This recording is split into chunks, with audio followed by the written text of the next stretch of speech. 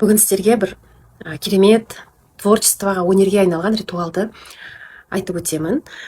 Бұл ритуал тоқымашы қыздарға арналған. Егер сіз тоқитын болсаңыз, мен сияқты макраме тоқитын болсаңыз, осы ритуалды қолдануыңызға болады. Бұл ритуал сіздің арманыңызды орындайды, табысты болуға көмек береді, жолыңызды ашады. Ол үшін не істеу керек? Бірінші, бір свечаны жағасыз, арома свеча немесе арома таяқшаларын қойып қойыңыз. Екіншіден, жіп алыңыз.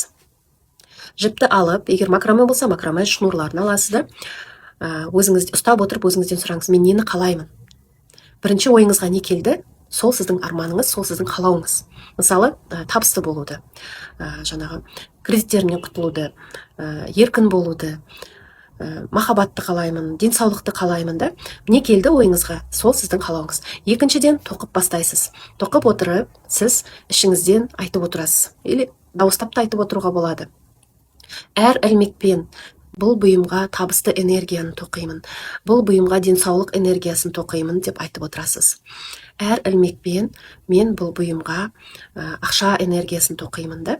Сол энергияны сол бұйымға тоқылып жатырғанын елестетіңіз. Көзіңізді жұмып қараңыз, елестетіп көріңіз. Мындай жарық жіптер, жарықтан жасалған жіптер, ақ жарықтан немесе алтын жарықтан жасалған жіптер.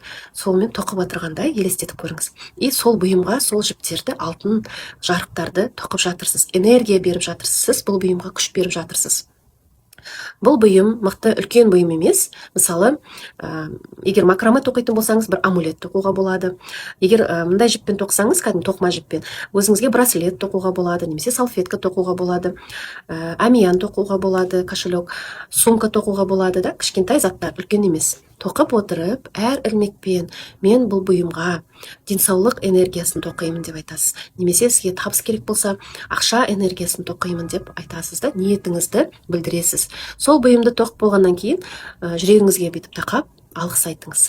Сіздің мына қалауыңыз орындалғандай алғыс айту керек. Алдын ала алғыс айтылады. Содан кейін барлығы орындалады. Сәттілік сіздерге, достарым.